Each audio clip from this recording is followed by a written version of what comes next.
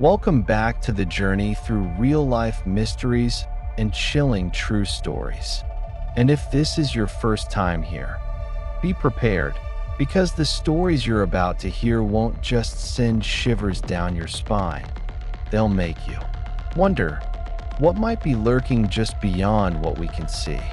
Don't forget to subscribe, turn on the notification bell, and share this channel with fellow seekers of the strange and unexplained. Are you ready? The journey begins now.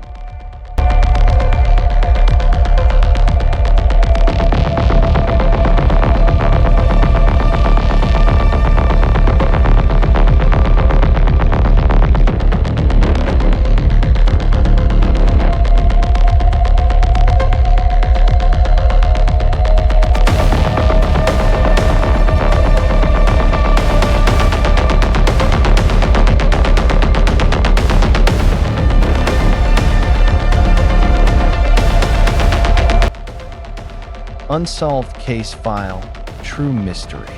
The last night on the Joyita. A luxury yacht turned ghost ship.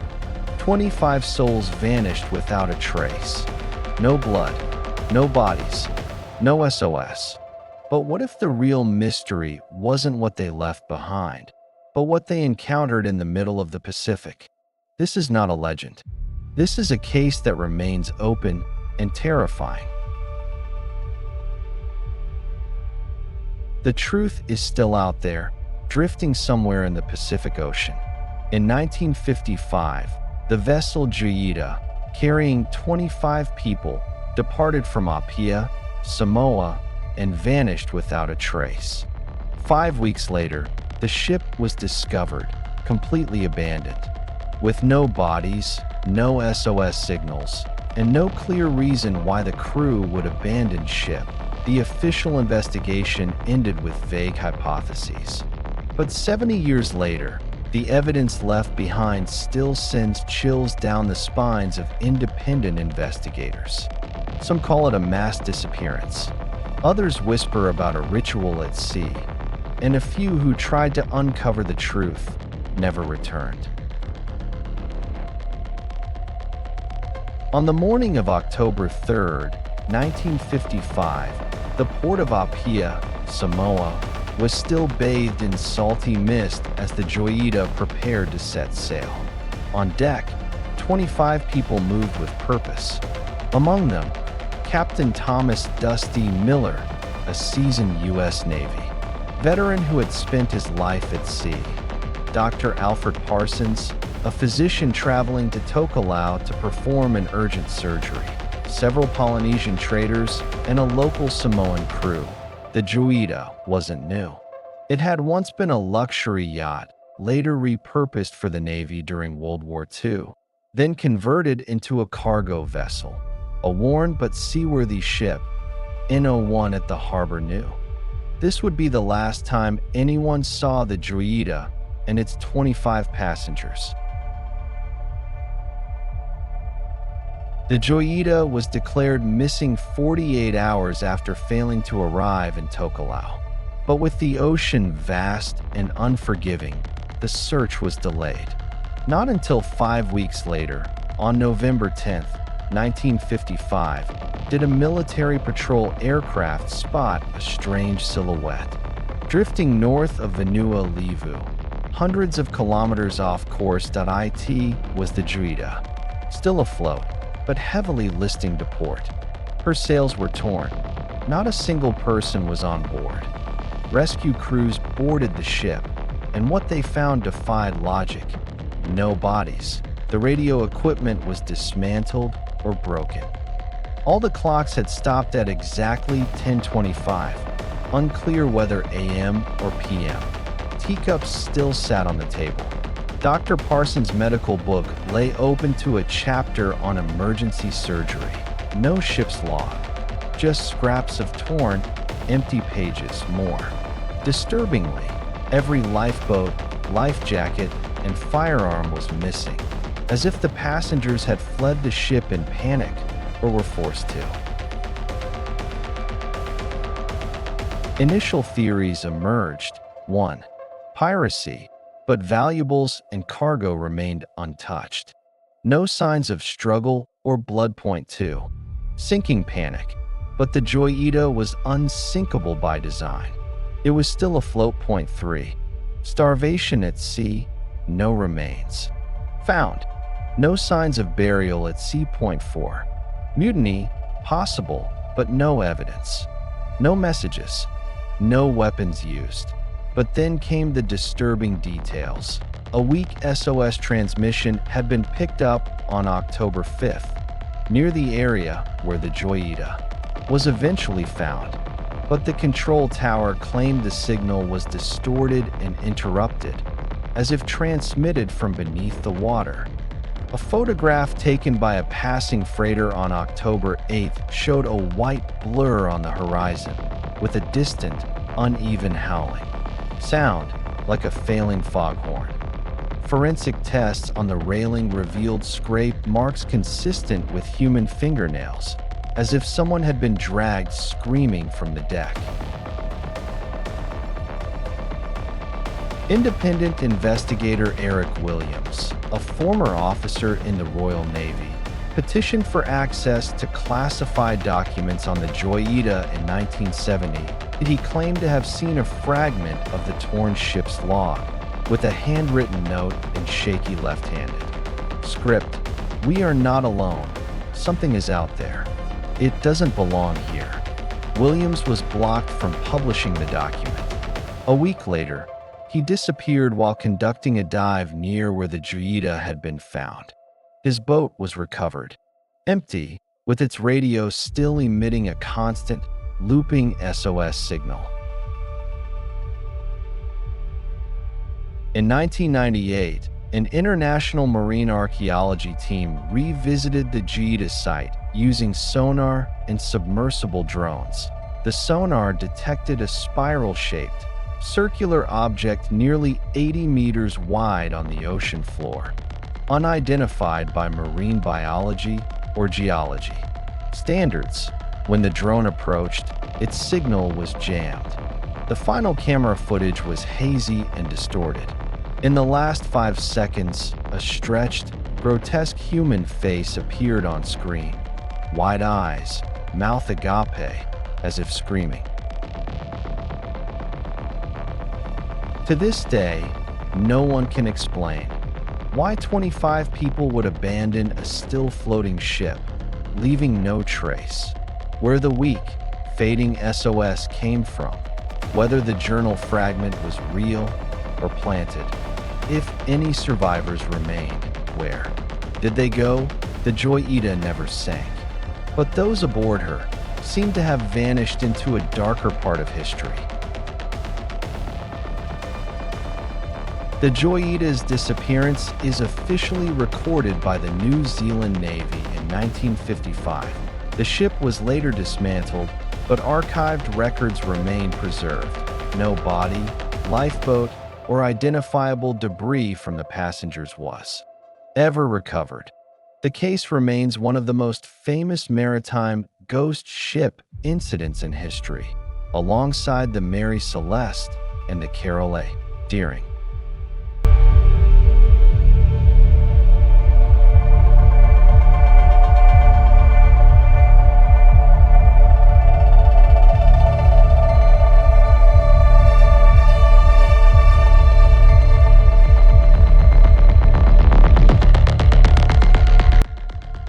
A house that doesn't creak, doesn't moan, it breathes.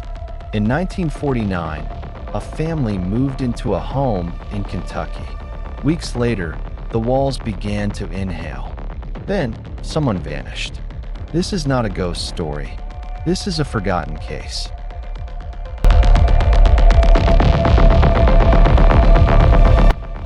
The house that breathed, a case without explanation. Among thousands of haunted houses recorded across the United States, only one has ever left police, doctors, and engineers equally baffled. A house that breathed, not the wind, not cracks in the walls, not a trick of the mind, breathing real. rhythmic breathing emanated from the very structure of the house. The case occurred in 1949 in the state of Kentucky. Records of it were once published in local newspapers, but slowly disappeared from official archives. Yet the locals still speak of it with wide eyes, never in jest. It breathed. At night, it breathed like a beast trapped in the walls. The last person to live in that house vanished without a trace. In the fall of 1949, Frank and Eleanor Hargrove, along with their 6-year-old daughter Marjorie, moved into a small 2-story home in Elizabethtown, Kentucky. The house stood at the end of a dirt road, almost isolated from neighboring homes. Frank worked on the railroads.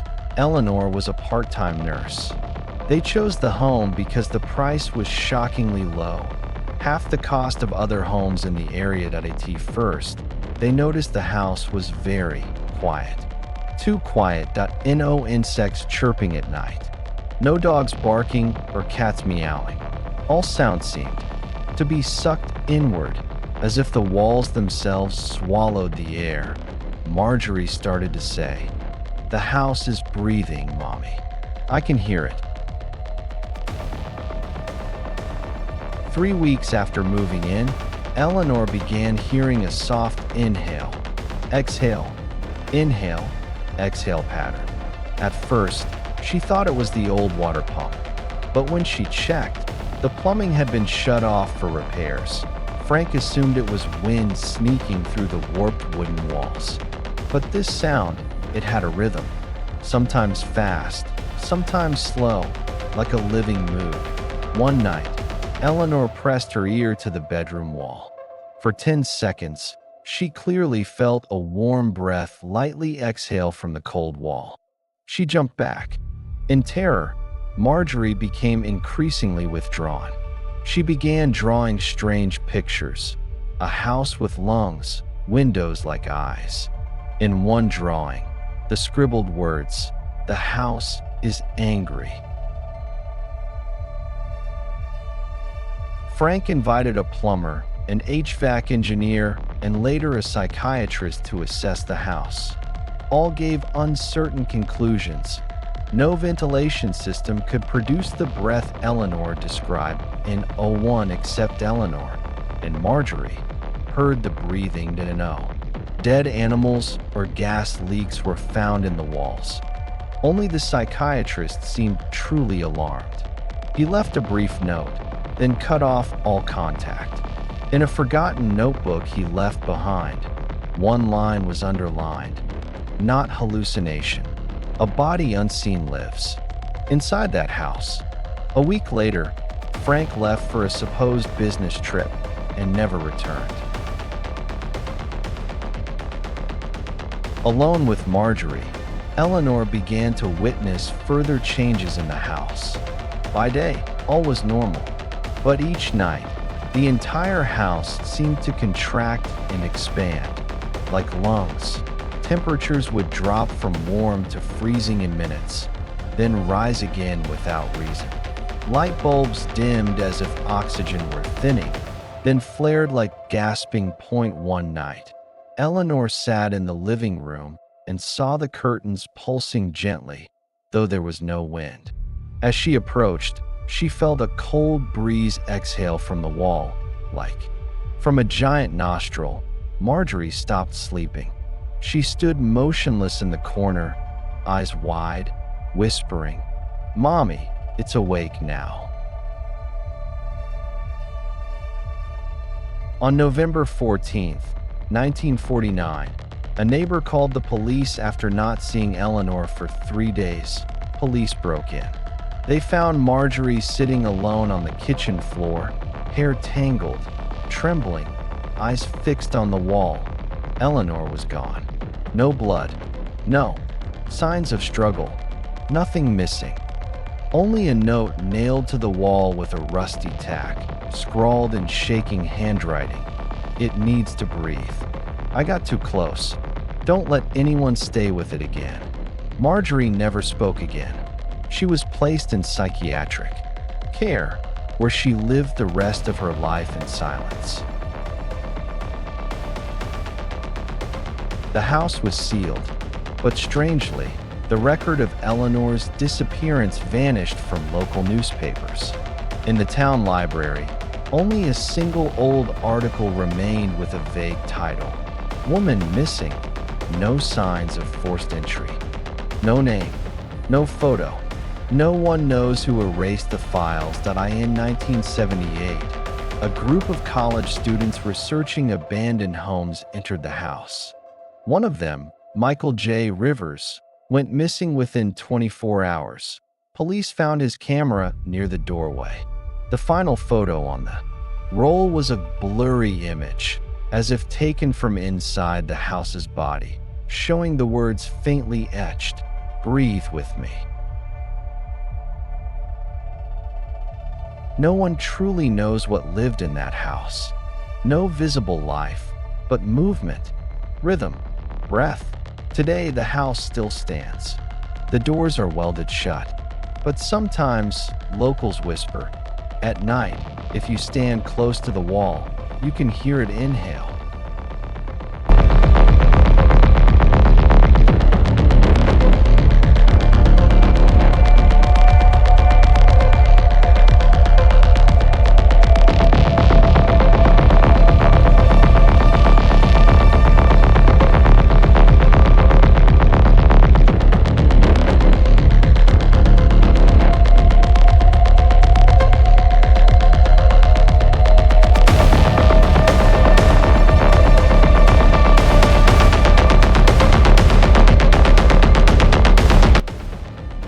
Body in the wall.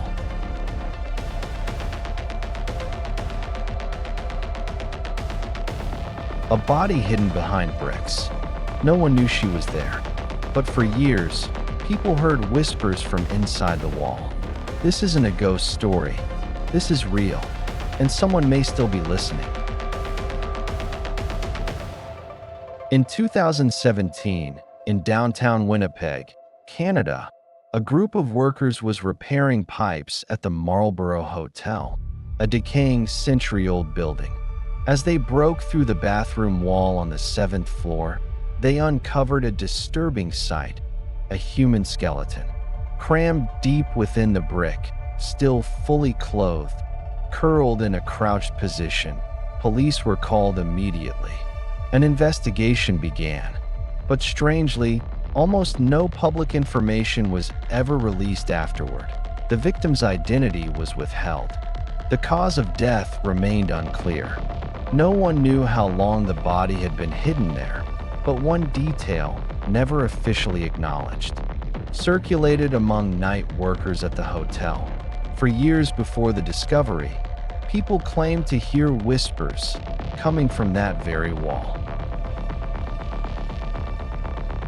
The Marlborough Hotel was built in 1914 on Smith Avenue, in the heart of Winnipeg. Once a lavish destination for aristocrats, artists, and politicians, it slowly declined over time. By the 2000s, the hotel mainly housed short-term guests, some homeless, others with no official records. The 7th floor, where the body was found, had been sealed off since the 1990s due to faulty wiring and plumbing. Yet nearby residents swore they still saw lights turn on at night.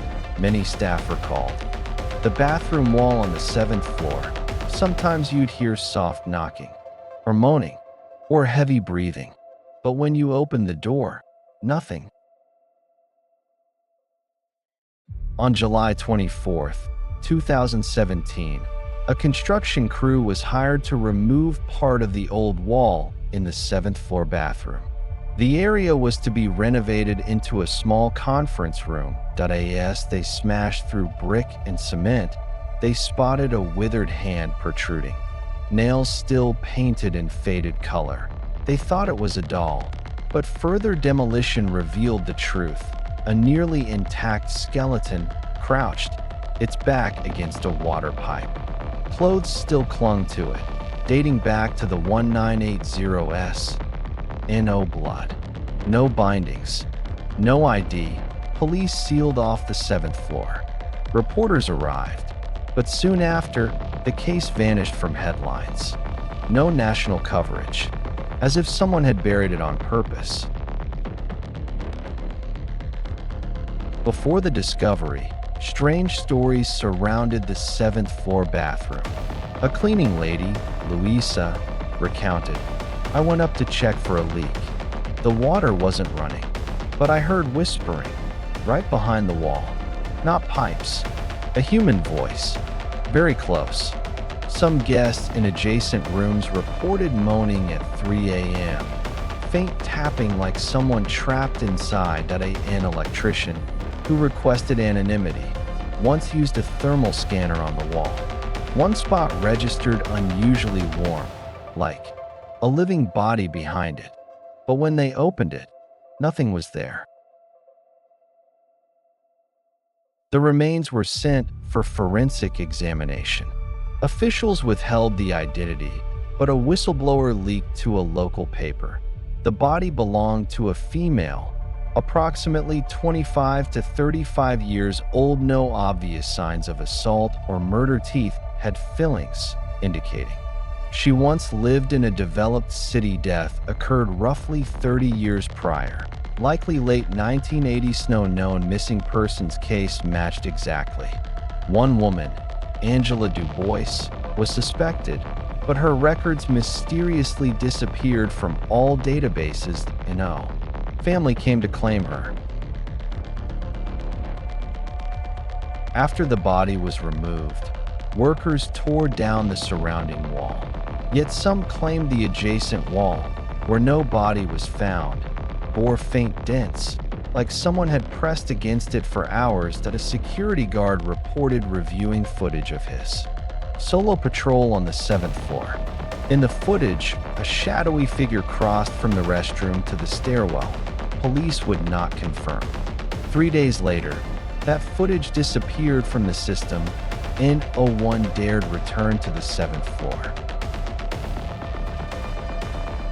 The Marlborough Hotel remains in operation, but the 7th floor is permanently locked. No elevators or stairs lead there anymore. The doors are welded shut. There are no updates from Winnipeg police. The city's public report states, "Unidentified remains found during renovation. Case temporarily closed due to lack of evidence." Yet rumors persist.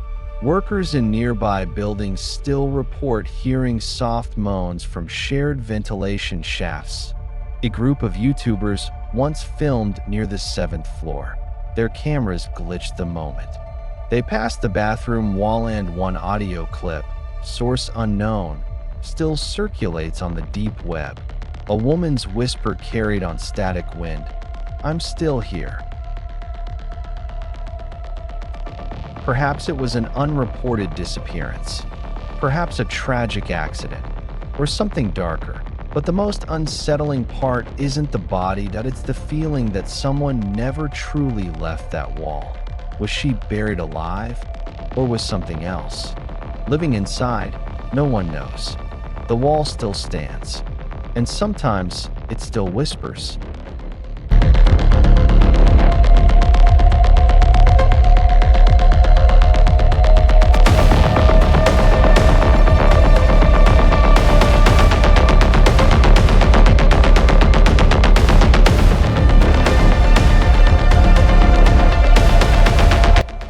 A security camera records a girl standing outside a locked apartment every night, but no one has ever seen her in real life.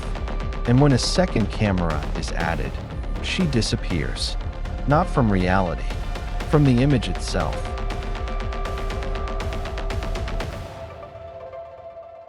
The girl on camera, but not in real life. In May 2013, in the city of Leeds, northern England, a series of strange events occurred at an old apartment complex called Warrendale Court. The security manager discovered that, for several consecutive nights, a young girl appeared on the hallway. Surveillance camera on the 4th floor always standing in front of Unit 407. Yet no one in the building had ever seen her in real life. N01 lived in apartment 407 at that time. It had been vacant for over 2 years. The recorded footage was reported to the police. A small investigative team was sent to inspect the camera system. But just 2 days later, all data was seized by a little-known agency called Domestic Visual Investigation Unit, DVU, a rarely mentioned branch in the UK. The file was closed. The security manager was reassigned. No explanation was ever given. 5 years later, in 2018, a network technician working on the building's security system accidentally kept a backup of the original footage and uploaded it to a private forum. From there, people began to realize that what the camera saw was completely different from what the human eye could see. Fourth floor hallway camera, May 17, 2013, at 2:11 a.m. The footage shows a long-haired girl in a white coat, standing motionless in front of Unit 407. Her face is unclear due to visual interference. She didn't knock, didn't move, just stood still. For over 7 minutes. What's strange, the night shift security guard, Mr. Craig Morris, had gone up to inspect the hallway after receiving the motion alert. He saw no one there. Upon returning to the control room, the footage still showed the girl standing there. Craig paused the frame and rushed up again, this time turning on the full hallway lights. Still, no one. The camera kept recording. The girl remained there, but she cast no shadow, no light reflection.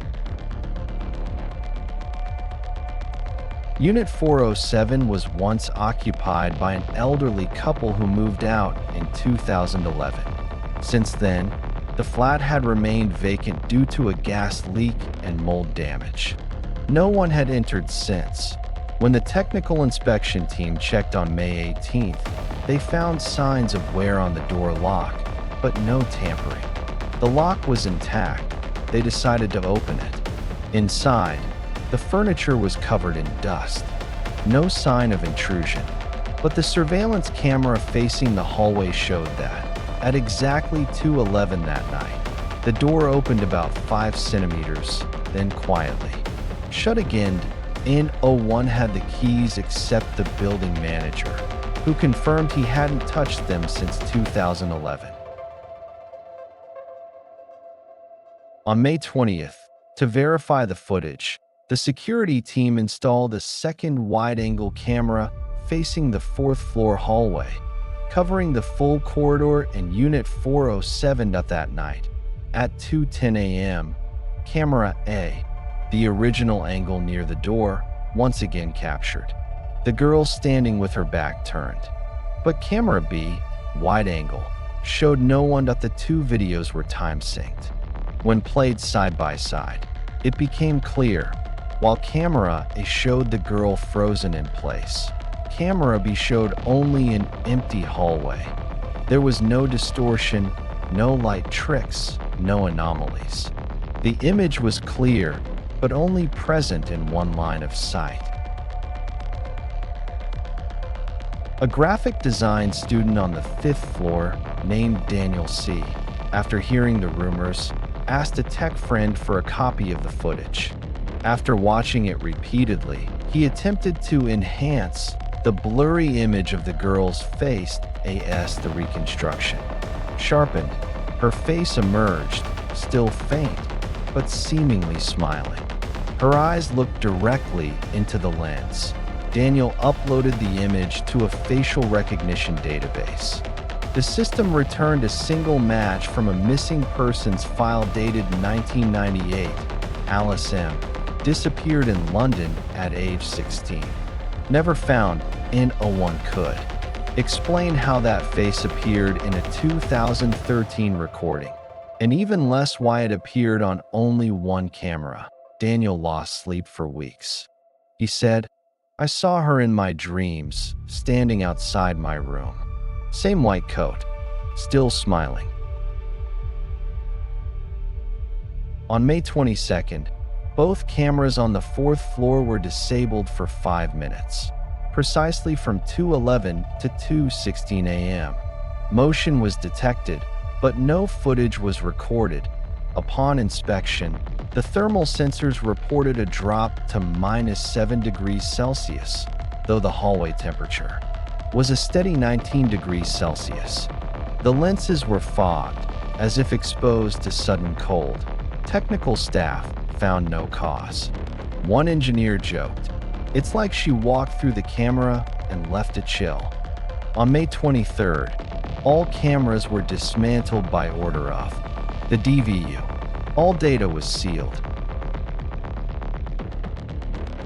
In November 2018, the original footage was re-uploaded in a hidden forum. The uploader, a former technician now living in Scotland, wrote, "She's still there." He said he once watched the clip at 2 a.m. alone. When slowing it down, he saw the girl wink at the camera, then slightly turn her head. That detail was not in earlier versions. His final note, "I think she only moves when no one is really watching.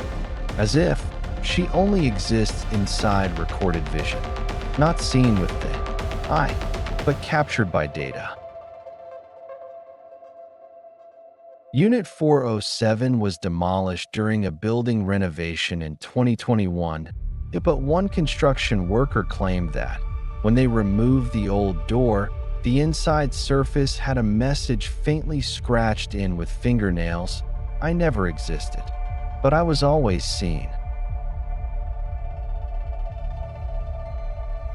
The story ends here, but the mystery still lingers somewhere out there, hiding in the dark. Thank you for listening all the way to the end. If you felt a chill down your spine, don't forget to subscribe, turn on the bell, and share this story. We'll meet again in the next night with another mystery. Good night.